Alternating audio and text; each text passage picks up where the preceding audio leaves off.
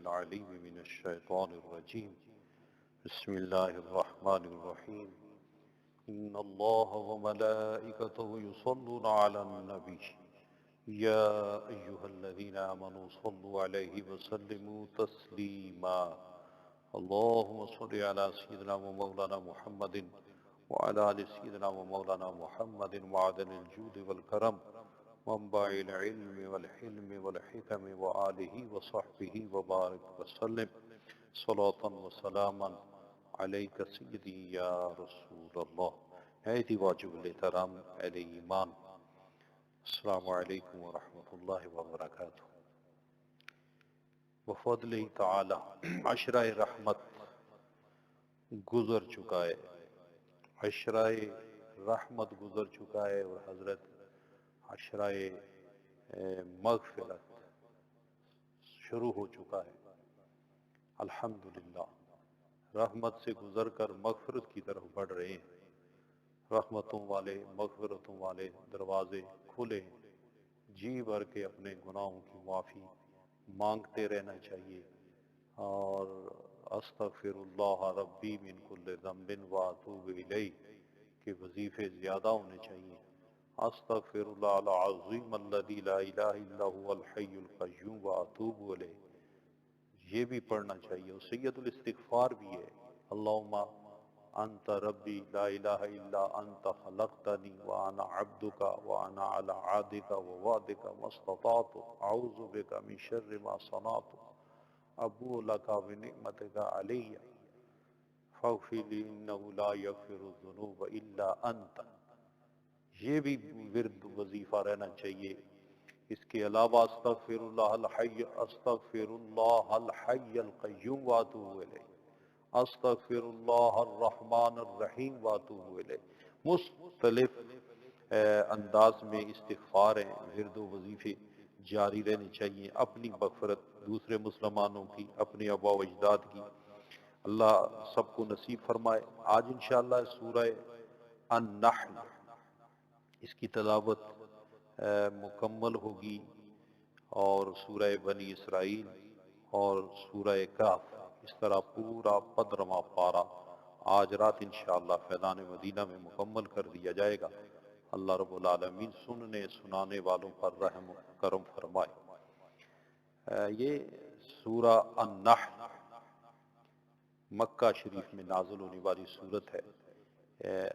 نحل جو ہے نا، یہ شہد کی جو مکھی ہے اس کو کہتے ہیں نبی، اور اس میں اس کا ذکر بھی موجود ہے اور یہ بھی فرما دیا گیا ہے کہ اس میں لوگوں کے لیے شفا ہے. پھر یہ جو شہد ہے اس کے بارے میں فرمایا گیا کہ اس میں لوگوں کے لیے شفا ہے. اور پھر اسی صورت میں یہ بھی فرما دیا گیا ہے کہ قرآن جو ہے نا وہ اس میں بھی لوگوں کے لیے شفا ہے. قرآن صرف ہدایت کے ذریعے ہی شفا نہیں دیتا، روگ دور نہیں کرتا، کفر شرک بدبختی کے سارے کاموں کو دور کر کے رکھ دیتا ہے یہ قرآن عظیم. تو یہ شفا دیتا ہے، جسمانی بھی یہ شفا دیتا ہے، روحانی بھی. تو اللہ رب العالمین فرماتا ہے کہ یہ جو شہد ہے یہ اس میں بھی تمہارے لیے شفا ہے. پھر بہت ساری نعمتوں کا ذکر کر کے شرک کو واضح کیا جا رہا ہے کہ تم لوگ پیدا اس زمین پر ہو جس کو پیدا اللہ نے کیا ہے، اس آسمان کے چھت کے نیچے رہ رہے ہو جسے اللہ نے پیدا کیا ہے. تو پھر کس طرح تم اللہ تعالیٰ کے ساتھ ان بالکل فضول قسم کی چیزوں کو تم شرک کرتے ہو، اس کے ساتھ لاتے ہو. ذرا غور کرو اپنی پیدائش پہ کہ تمہیں پیدا کس نے کیا ہے. خلق الانسان من نطفۃ فاذا هو حسیم مبین. انسان کو پیدا کیا اللہ نے بالکل ناچیز قسم کا ایک پانی کے قطرے سے. اتنا خوبصورت انسان اللہ نے بنا دیا اور اللہ فرماتا ہے اب فاذا هو حسیم مبین، so he is an open disputer. جی اب وہ کھلا جھگڑالو ہے، لڑتا بھی میرے بارے میں ہے جس نے اسے پیدا کیا. یعنی قدرت خود نظارہ کر رہی ہے ایسے نادان لوگوں کا کہ جس انسان کو اللہ نے اتنی صلاحیتیں دیں، حسن دیا، وقار دیا، وجاہت دی، ذہانت دی، جی فہم دیا، ادراک دیا، وہی آ کر اٹھ کے کہہ رہا ہے کہ انکار کرتا ہے تو اللہ کا انکار کرتا ہے۔ اللہ فرماتا ہے ذرا غور کرو میں نے تمہیں کس طرح پیدا کیا۔ پھر انسانوں کا ذکر کرنے کے بعد فرمایا وَالْأَنْعَامَ خَلَقَ، یہ جو جانور اینیمل تم دیکھتے ہو، and he created the cattle, یہ جو تمہیں نظر آتے ہیں ان میں تمہارے لیے بہت سارے فائدے ہیں، اور انہیں وَمِنْهَا تَأْكُلُونَ، اور انہی جانوروں کا تم گوشت بھی کھاتے ہو نا۔ یہ جو جانور اینیمل تم دیکھتے ہو ان کا پیدا کرنے والا بھی اللہ رب العالمین ہے، یعنی اس نے پھر اس میں تمہارے لیے فائدے رکھے ہیں، یعنی گوشت تم کھاتے ہو وہ بھی تمہارے لیے فائدہ، ان کی کھال اور ان کے بالوں سے دیکھو تم فائدہ اٹھاتے ہو، لباس تیار کرتے ہو، کیا کیا چیزیں نہیں بناتے تم ان سے، اس میں سب فائدہ۔ پھر اس میں تمہارے لیے زینت ہے، جی ان کو صبح تم چراتے ہو، شام کو تم چراتے ہو، اس میں تمہارے لیے ایک وقار رکھا گیا ہے۔ اور پھر یہ یہاں تک ہی کام نہیں کرتے، یہ تمہارا سامان ایک شہر سے دوسرے شہروں تک پہنچاتے ہیں، دور دراز کے علاقے میں۔ ان ربکم لرؤوف الرحیم، بے شک تمہارا رب بہت مہربان اور رحم فرمانے والا ہے۔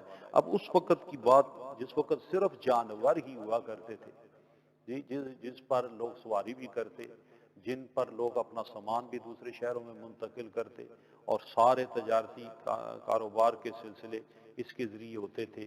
پھر کشتیاں آئیں، پھر جہاز آئے، اور پھر یہ سلسلہ رسل و رسائل بڑھتا گیا۔ اور اللہ رب العالمین فرماتا ہے کہ پھر تم اگر زمین پہ غور کرو گے تو تمہیں بہت ساری مختلف رنگ زمین پر نظر آئیں گے، اس زمین کے اوپر نظر آئیں گے، اس میں بھی تمہارے لیے نشانیاں موجود ہیں کہ زمین پر تم سفر کرو، سفر کرتے چلے جاؤ، زمین کا رنگ بدلتا چلا جائے گا، جی اس کے جو کلر ہیں وہ جدا جدا ہوتے چلے جائیں گے، تمہیں نظر آئیں گے۔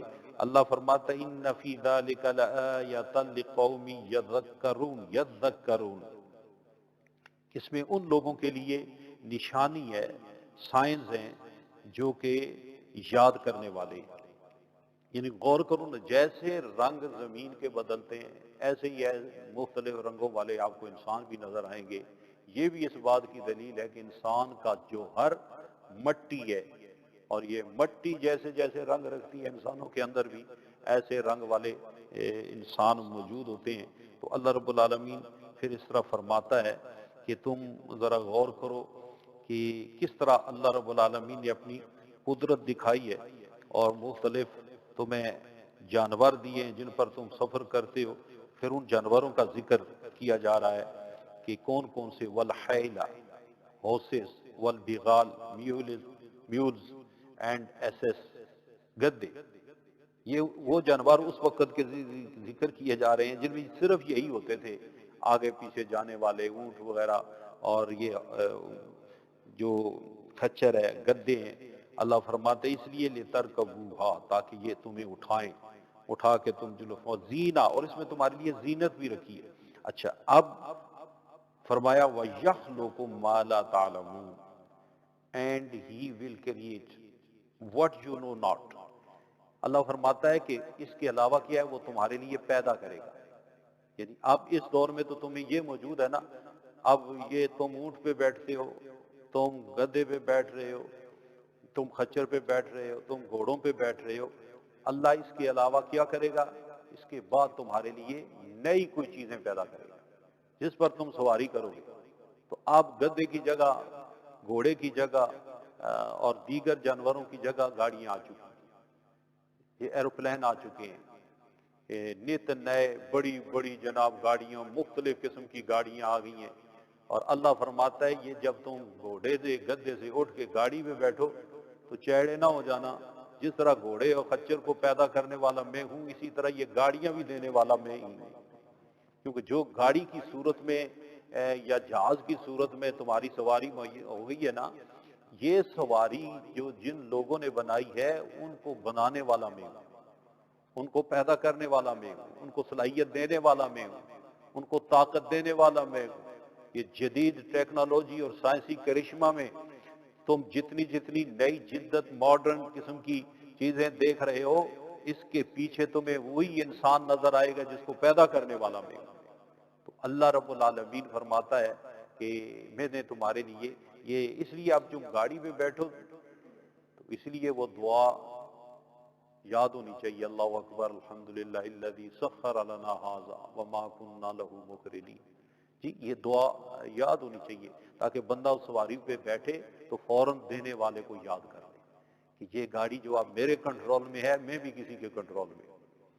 جی اور پھر اس میں بندہ دعا کرے تاکہ اس کو یقین ہو، اور اس یقین پر ایمان، ایمان پر یہ یقین، اور یقین پر اوپر یہ ثبوت اپنے عمل سے دے کہ میں مالک الملک تیری مخلوق ہوں، تیرا کرم ہے کہ اتنی بڑی طاقتور قسم کی مخلوق تو نے میرے کنٹرول میں دے رکھی ہے۔ جی دیکھو نا کتنی طاقت رکھنے والا ہاتھی ہے انسان اس کے اوپر بیٹھا ہوا ہے، اور آپ اونٹ کو دیکھیں کتنا طاقتور قسم کا جانور ہے، چھوٹا سا بچہ اس کو اٹھا کے جناب چلا رہا ہوتا ہے، اس کو نکیل ڈال کے لے جا رہا ہوتا ہے۔ اسی لیے کتنی قیمتی قیمتی گاڑیاں ہیں جناب، اور بیٹھا ہوا ہے چھوٹا سا انسان اس میں جناب بیٹھا ہے، اس کو ڈرائیو کر رہا ہے، اس کا مالک بنا ہوا ہے، جدھر گھماتا ہے اسٹیئرنگ جاتا ہے جناب، کیا مجال ہے۔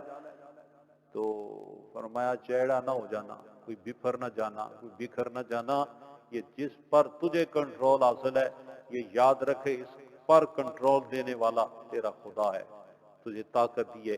اس دور میں اگر تجھے گاڑی مل گئی ہے تو سائیکل والے کو بھی دیکھ لینا، کچھ لوگ سائیکل پہ تجھے نظر آئیں گے، کچھ ایسے بھی ہوں گے جن کے پاس وہ بھی نہیں ہے۔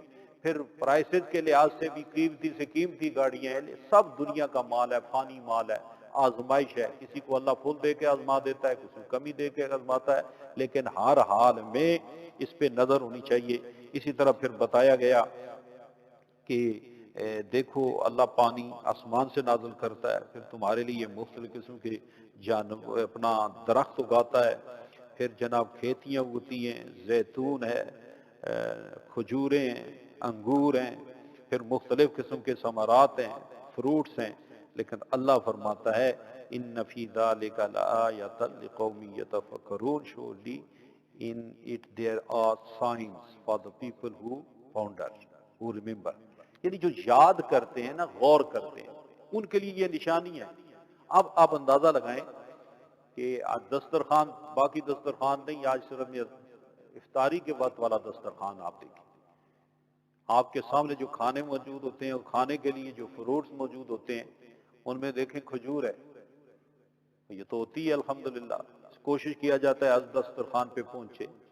جی انگور بھی ہیں، اور دیگر جو فروٹس ہمارے سامنے دسترخوان پہ پڑے ہوتے ہیں، یا سبزی جو تیار کر کے ہم کھاتے ہیں، یا جس گوشت ہمارے ساتھ پکا ہوا آتا ہے، اللہ فرماتا ہے اس میں ان لوگوں کے لیے نشانیاں ہیں جو غور کرتے ہیں۔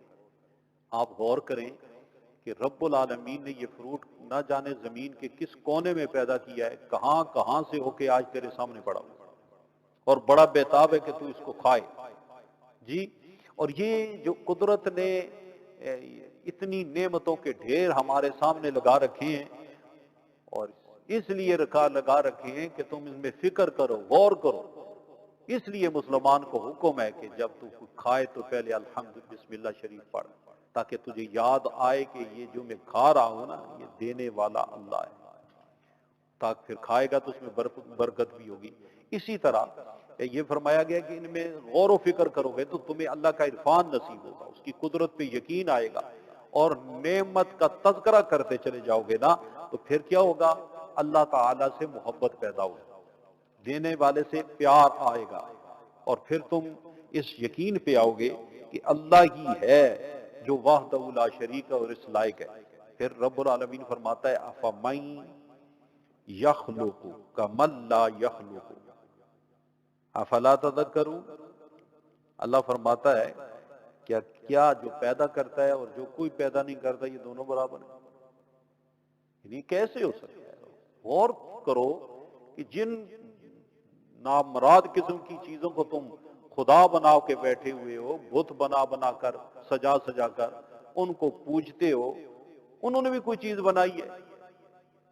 یہ جو تمہارے سامنے کھانے آتے ہیں ان میں سے کون سی چیز ہے جو معبودوں نے بنائی ہے جھوٹوں؟ جب ہر چیز بنانے والی ذات اللہ ہے تو بنانے والے اور بننے والے برابر نہیں ہوتے۔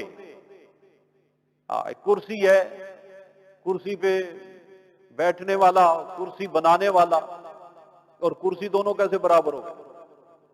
کائنات میں جدھر جو چیز بھی دیکھو، جس کو تم پوجتے ہو، سب کی سب جب بنی ہے، کس طرح بنی ہے؟ ان کو تو اللہ رب العالمین نے بنائی یہ چیزیں، اور یہ محتاج ہیں، تم نے ان کو پوجنا شروع کر دیا ہے۔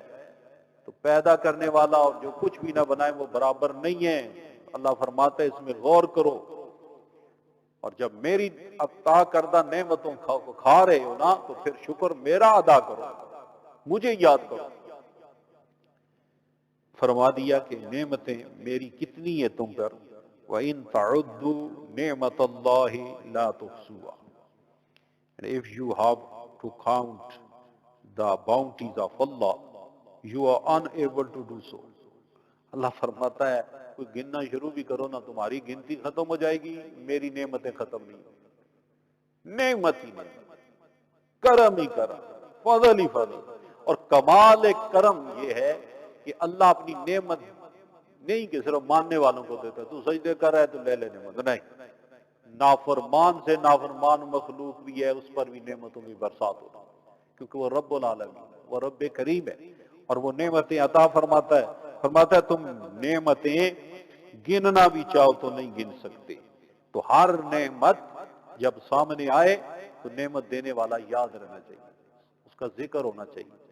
اس لیے اللہ رب العالمین فرماتا ہے یہ نعمتیں اس لیے دیتا ہوں، ان اللہ لغفور الرحیم، کہ بے شک اللہ تعالی بہت معاف کرنے والا اور بحد رحم فرمانے والا ہے۔ Indeed Allah is most forgiving and most merciful۔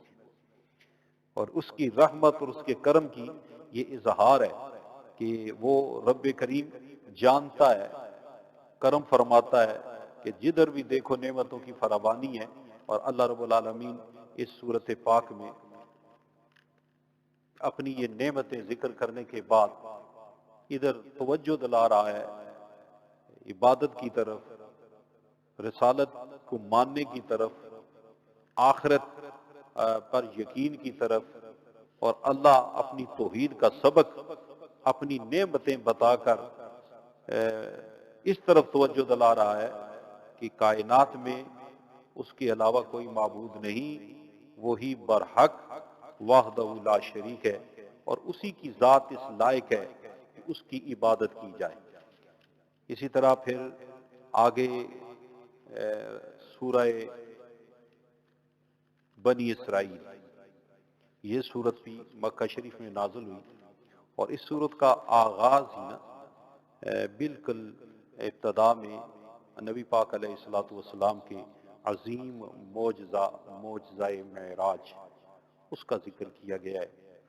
اور اس صورت پاک میں آپ کی زندگی کا اور آپ کی ظاہری حیات کا یہ عظیم الشان معجزہ اللہ رب العالمین نے آپ کو عطا فرمایا، جو کسی بھی نبی کو یہ معجزہ نہیں ملا، کہ اللہ رب العالمین نے انہیں جاگتے ہوئے رات کے تھوڑے سے حصہ میں لا مقام بلا کر ظاہری آنکھوں سے اپنا دیدار عطا فرمایا، یعنی جاگتے ہوئے۔ اور قرآن اس کا ذکر کرتا ہے سبحان الذی اسری بعبدہ لیلا من المسجد الحرام الى المسجد الاقصى الذي باركنا حوله لنريه من آیاتنا انه هو السمیع البصیر۔ سبحان، پاک ہے وہ ذات، سبحان یہ دعویٰ ہے کہ اللہ پاک ہے، اللہ ہر نقص سے، عیب سے، کمزوری سے پاک ہے۔ اور دلیل دی گئی کہ جس نے اپنے بندہ خاص کو رات کے تھوڑے سے حصہ میں مسجد حرام سے مسجد اقصی کی طرف لے گیا، یہاں صرف اسراء کا ذکر ہے، اور نبی پاک صلی اللہ علیہ وسلم کا جو اسراء سے اپنا میں بیت المقدس سے جو اوپر کا سفر ہے اس کا ذکر سورہ النجم کیا ہے۔ تو واقعہ معراج پر ایمان، یقین اہل ایمان کی خوبصورتی والے ایمان والوں کا یہ عقیدہ ہے کہ اللہ رب العالمین نے نبی پاک علیہ الصلوۃ والسلام کو اپنا دیدار کرایا، اور آپ مکے سے اٹھے، براق پہ بیٹھے، جنتی لباس عطا کیا گیا، جنتی پوشاک عطا کی گئی، فرشتوں کی جرمٹ میں حضرت جبریل علیہ السلام آپ کو براق پہ بٹھا کے لے کے گئے بیت المقدس میں، جہاں سارے انبیاء علیہ السلام منتظر تھے آپ کے، اور وہ سب کے سب وہاں موجود تھے۔ حضرت جبریل امین نے آپ کو مصلی امامت پہ کھڑا کیا اور آپ نے امامت کرائی، اور یہ جتنے انبیاء تھے نا، یہ سب کے سب قبروں میں تھے، سوائے دو حضرت عیسیٰ علیہ السلام کے، اور باقی سب انبیاء علیہ السلام قبروں سے اس وقت تشریف لائے۔ تو اس سے پتہ چلا کہ باقی دنیا مر جاتی ہے، عام دنیا مر جاتی ہے، لیکن جو اللہ کے خاص بندے ہیں وہ اپنے مزاروں میں زندہ ہیں، چونکہ دیکھیں وہ کہاں سے آئے ہیں، سب اپنے اپنے مزارات سے۔ اور 55 حدیث میں، یہ کتب حدیث میں یہ حدیث پاک موجود ہے، تقریباً نبی پاک علیہ الصلوۃ والسلام نے فرمایا جب میں جا رہا تھا نا بیت المقدس تو میں حضرت موسیٰ علیہ السلام کی قبر کے پاس سے گزرا، اذا مررت بقبر موسیٰ وہو یصلی فی قبرہ، کہ جب میں موسیٰ علیہ السلام کی قبر کے پاس سے گزرا وہ اپنی قبر میں نماز پڑھ رہے تھے، تو عیسیٰ علیہ السلام اپنی قبر میں نماز پڑھ رہے تھے، اور نبی پاک اپنی براق کی رفتار سے آپ یہ سفر فرما رہے تھے، اور براق کی رفتار یہ ہے جہاں نظر وہاں قدم، اتنا تیز قسم کا یہ راکٹ تھا جس پہ نبی پاک علیہ السلام جلوہ فرمائے، اور آپ جب بیت المقدس میں پہنچے دیکھا تو موسیٰ علیہ السلام وہاں موجود ہیں۔ اچھا، پھر اسی لمحے نبی پاک علیہ السلام جب لامکان کی طرف سفر کیا، آسمانوں پہ گزرے تھے، چھٹے آسمان پہ حضرت موسیٰ علیہ السلام وہاں موجود ہیں۔ موسیٰ علیہ السلام قبر میں بھی موجود، موسیٰ علیہ السلام بیت المقدس میں بھی موجود، موسیٰ علیہ السلام آسمان کی بلندیوں پہ بھی موجود ہیں۔ تو یہ کمال اللہ نے نبوت کے وجود میں رکھا ہے کہ ایک ہی وقت میں وہ کتنے مقامات پر موجود ہیں۔ تو یہ شان اللہ تعالیٰ نے اپنے نبیوں کو عطا فرمائی ہے۔ تو اب نبی پاک چونکہ براق کی رفتار سے سفر کر رہے تھے، اور حضرت موسیٰ کلیم جو ہے وہ نبوت کی خدا کی عطا کردہ جو رفتار ہے اس کے مطابق سفر کر رہے تھے، تو یہ معراج میں بھی بہت سارے ایسے واقعات موجود ہیں جن پر ایمان لانا ضروری ہے، چونکہ اس میں اللہ کی قدرت کا اظہار ہو رہا ہے، اللہ کی عطا کردہ اختیارات کا اظہار ہو رہا ہے۔ تو حضرت نبی اکرم علیہ الصلوۃ والسلام کے اس معراج پاک کا ذکر کر کے اللہ رب العالمین نے اپنی شان قدرت کا اظہار فرمایا ہے کہ میں نے اپنے حبیب کریم علیہ الصلوۃ والسلام کو یہ شان عطا فرمائی ہے۔ اس پر ایمان لانا، یقین رکھنا، کیونکہ نبی پاک صلی اللہ علیہ وسلم کو یہ شرف عطا فرمایا ہے کہ پہلے کسی امت میں ایسے لوگ موجود نہیں تھے کہ جو راکٹ بناتے، اور نہ سائنس نے ایسی ایجاد عطا کی کہ جدید جناب ایسے راکٹ بن جائیں گے کہ جو چاند پر بھی اپنی گاڑیاں دوڑائیں گے، یہ لوگ سٹارز پر بھی یہ کمندے ڈالیں گے۔ تو اللہ تعالیٰ نے پہلے بھی جتنے نبی ہیں ان کو سب کو ایسی شانیں عطا فرمائی ہیں کہ جو بھی امت آگے بڑھتی نبی کا مقام اوپر نظر آتا، اس اپنے کسی فیلڈ میں بھی کوئی ایکسپرٹ ہوں۔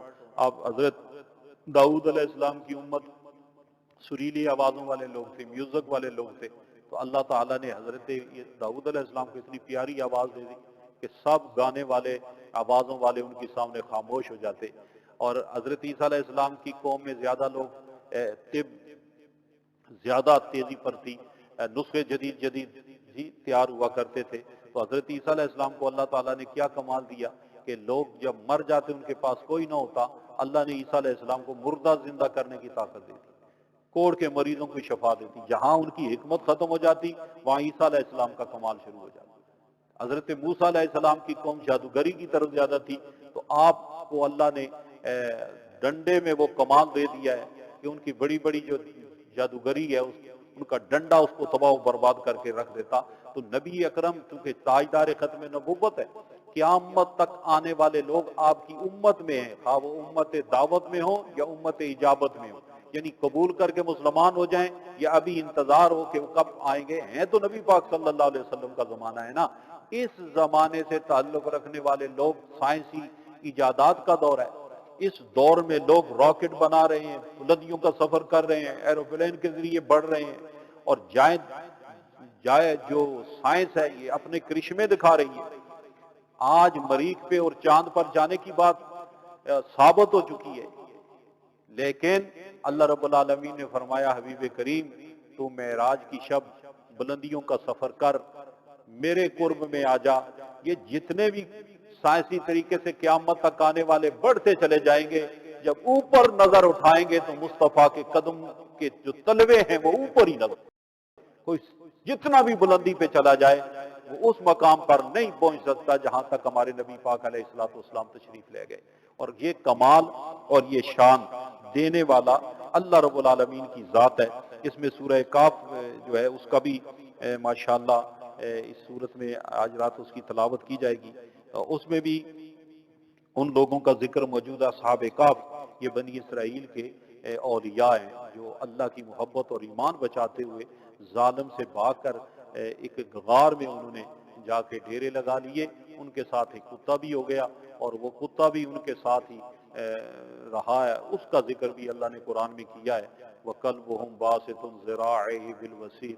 اس سے پتہ چلا کہ اللہ کے نیک بندوں کی سنگت میں کتا بھی ہو جائے اس کو بھی اللہ اپنے کرم سے نوازتا ہے، عظمت دیتا ہے.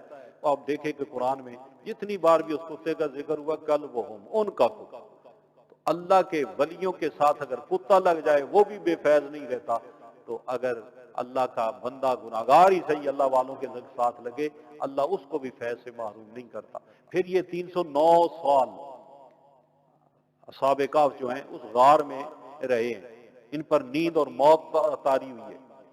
اور ساڑھے یہ نیند بھی آپ اتنی دیکھ لیں کہ 300 سے زائد سال یہ وہاں اس غار میں رہے ہیں اور اس کے بعد پھر دوبارہ زندہ ہو کر یہ پھر فیلڈ میں آئے. پورا ایک سٹوری ہے، پورا واقعہ ہے، اس کی طرف میں نہیں جاؤں گا. میں صرف یہ بتانا چاہتا ہوں کہ یہ 300 سے زائد سال یہ اللہ کے یہ بندے غار میں زندہ رہے ہیں. وہاں کس طرح زندہ رہے ہیں، زندگی کیسی رہی ہے، اور پھر یہ اٹھ کے جناب آ گئے ہیں. اس سے اتنا تو عقیدہ مل رہا ہے کہ اللہ تعالیٰ جسے زندہ رکھنا چاہے وہ غار میں بھی زندگی دے دیتا ہے.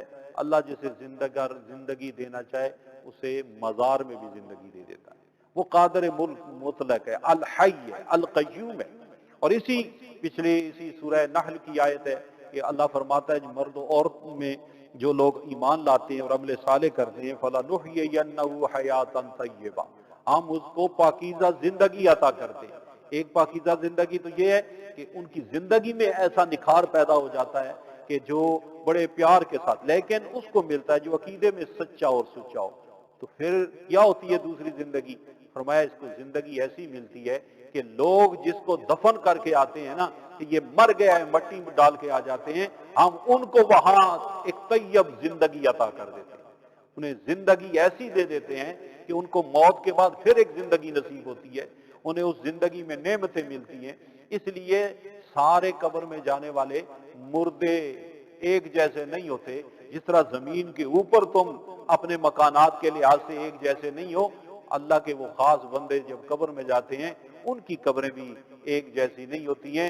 کیونکہ نبی پاک علیہ الصلوۃ والسلام نے فرمایا کہ مومن کی قبر اس کے لیے جہنم کا گڑھا بھی ہے اور مومن کی قبر اس کے لیے جنت کا ٹکڑا بھی ہے. اس لیے اب صاف ظاہر ہے جس کی قبر جنت کا ٹکڑا بن جائے وہ دوسری قبریں اس کا مقابلہ کہاں کر سکتی ہیں؟ وہاں تو رحمتوں کا نزول ہوتا ہے. آخری آج کے درس میں جس آیت پر کوئی تھوڑا سا وقت جو باقی ہے میں عرض کرنا چاہتا ہوں. اللہ فرماتا ہے وَقَضَىٰ رَبُّكَ أَلَّا تَعْبُدُوا إِلَّا إِيَّاهُ وَبِالْوَالِدَيْنِ إِحْسَانًا. اللہ رب العالمین نے فیصلہ کیا ہے کہ تم عبادت کرو صرف اسی کی. وَبِالْوَالِدَيْنِ إِحْسَانًا، اور اپنے والدین کے ساتھ حسن سلوک کرو. And your Lord has commanded you that you should worship none except for him, and you should do good with your parents. یعنی اللہ رب العالمین نے اپنی عبادت کے بعد والدین کی خدمت کا ذکر کیا ہے. آپ اس سے یہ عظمت لگا لیں کہ عبادت کے بعد اللہ نے والدین کی خدمت کا ذکر کیا ہے، گڈ ڈیڈ کا ذکر کیا ہے، ان کے ساتھ اچھے بیہیویئر کا ذکر کیا ہے.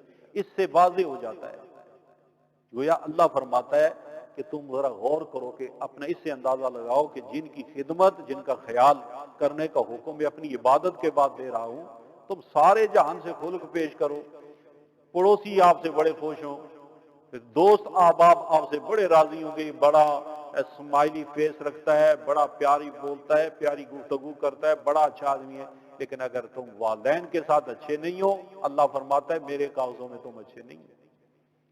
अच्छा वो है कि सबसे पहले इसका हक तुम्हारा अच्छा होने का, तुम्हारे खुल्क का हकदार सबसे पहले तुम्हारे वालिदैन है।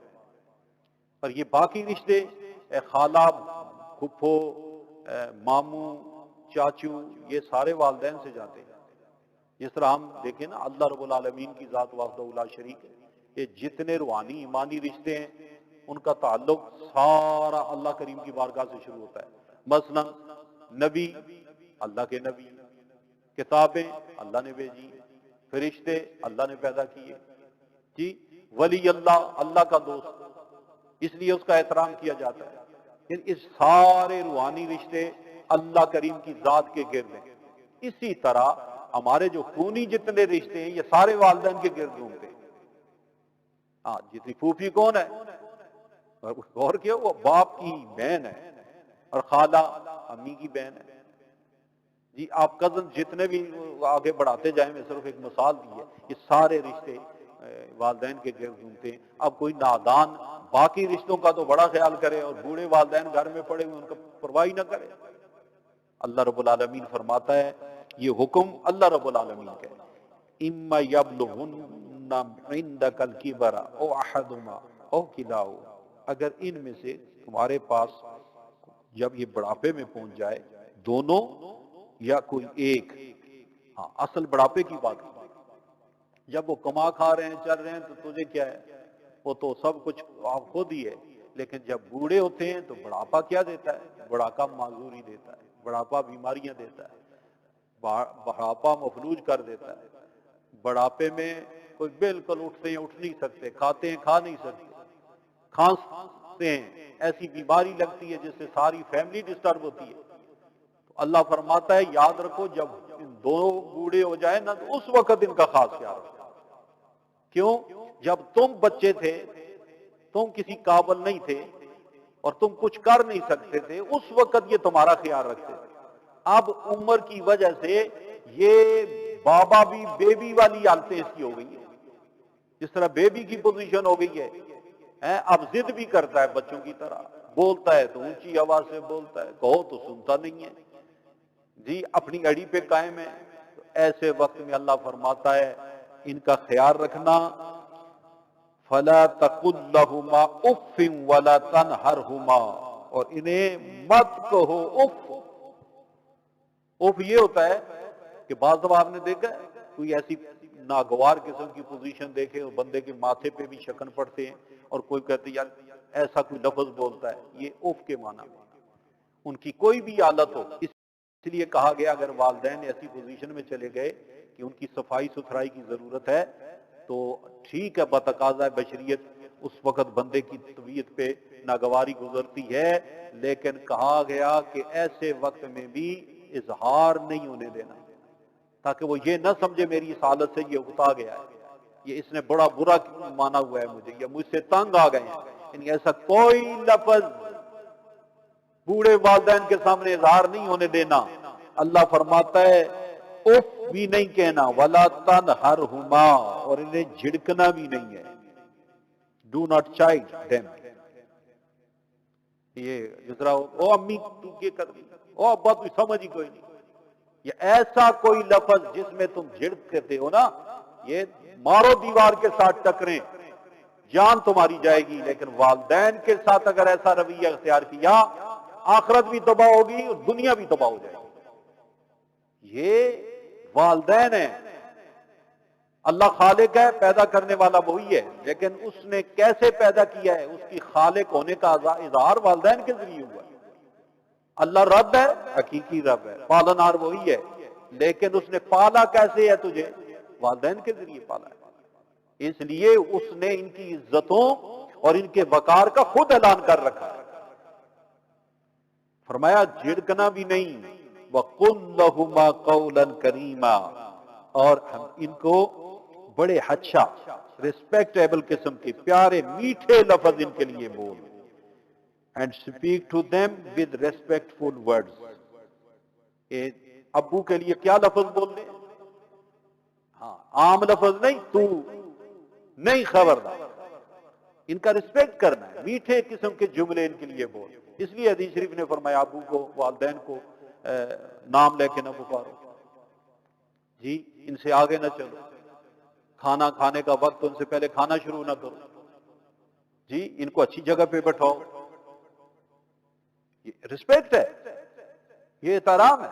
اور والدین کا احترام جس طرح اللہ رب العالمین نے رسول پاک محمد رسول اللہ صلی اللہ علیہ وسلم کے احترام کا حکم دیا ہے اور دربار رسالت میں حاضری کے آداب خود سکھائے ہیں، اسی رب کریم کی ذات نے والدین کے آداب بھی خود بتا رہا ہے کہ کس طرح تم نے ان کا خیال رکھا ہے. اور یہاں تک وَخْفِضْ لَهُمَا جَنَاحَ الذُّلِّ مِنَ الرَّحْمَةِ، اور بلکہ اپنے جو رحمت والے ہاتھ ہیں عاجزی اور انکساری کے ساتھ ان کے ساتھ ان کی طرف پھیلاؤ. And spread to them the arm of humility with tender heart. عاجزی کے ساتھ، رحم دلی کے ساتھ اپنے ہاتھ ان کی طرف بڑھاؤ. وَقُلْ رَبِّ ارْحَمْهُمَا كَمَا رَبَّيَانِي صَغِيرًا، اور یہ محبوب انہیں بتا دو کہ اپنے والدین کے لیے دعا مانگے کہ اللہ ان دونوں پہ اسی طرح رحم فرما جس طرح انہوں نے مجھے پرورش کی ہے بچپن میں، جب میں چھوٹا تھا میری پرورش کرتے رہے ہیں. اللہ تو بھی ان پر رحم فرما.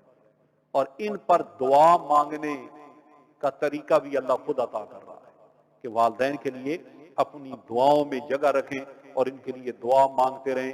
اور نبی پاک علیہ الصلوۃ والسلام کی بارگاہ میں عرض کیا کہ یا رسول اللہ اگر دنیا پہ تو رہیں تو یہ حکم ہے، اگر دنیا سے چلے جائیں یا حبیب اللہ تو پھر کس طرح ہم والدین کے ساتھ نیکی کریں؟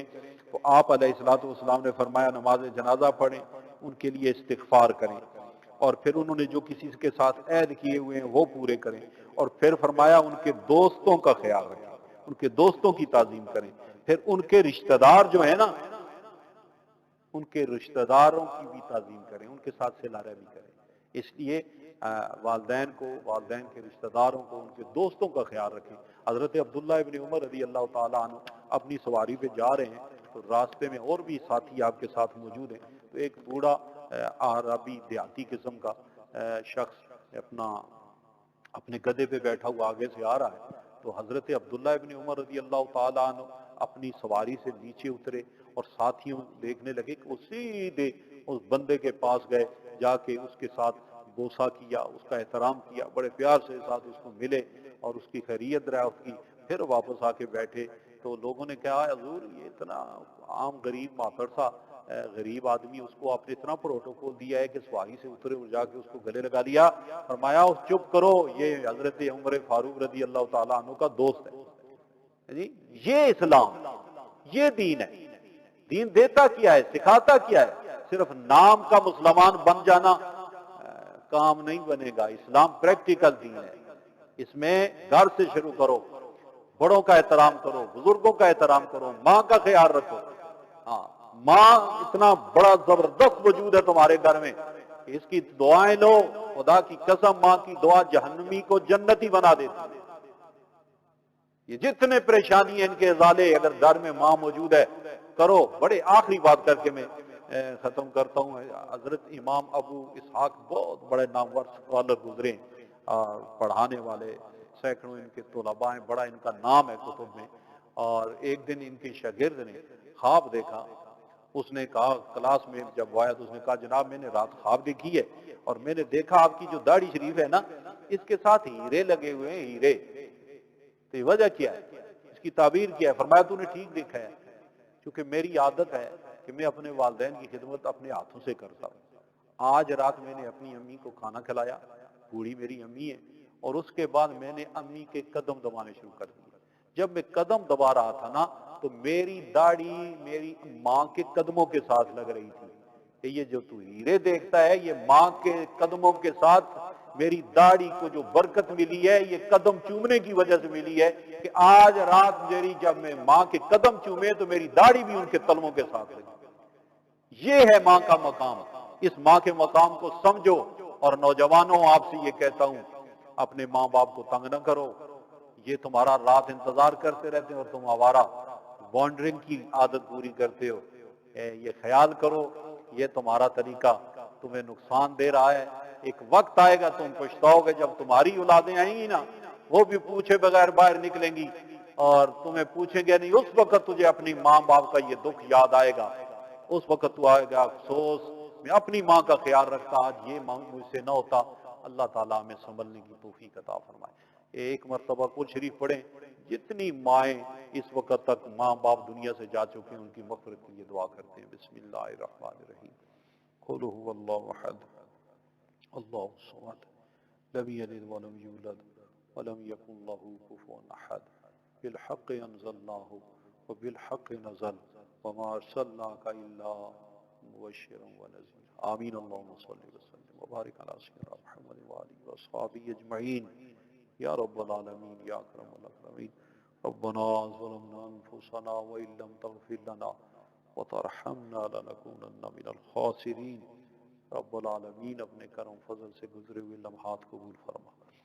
وسیلہ قرآن کا لے کے تیرے حضور بیٹھے ہیں کمی کوتاہی معاف فرما. جو بیان صحیح ہوا اللہ ان لوگوں کے طفیل قبول فرما جن کے درس سننے اور سنانے قبول ہو رہے ہیں. اللہ اس سے زمانے کو ہدایت عطا فرما. جنہیں قرآن سے ہدایت مل کے اپنی دنیا آخرت سنوار لیتے ہیں ان میں ہم سب کو شامل فرما. الہ العالمین ہمارے بیماروں کو شفا عطا فرما.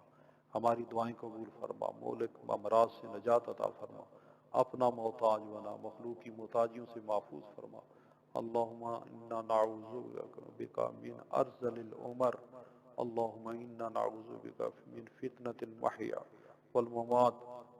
یا اکرم الاکرمین یا ارحم الراحمین. جو پڑھا ہے اسے اپنی بارگاہ میں قبول فرما. نبی پاک اہل بیت اطہار علیہ الصلوۃ والسلام جملہ صالحین امت کے حضور پیش کرتے ہوئے خصوصی طور پہ اللہ کریم کی جو کلام پڑھا ہے نبی پاک علیہ الصلوۃ والسلام کی والدین کی مقدس ارواح کو عطا فرما.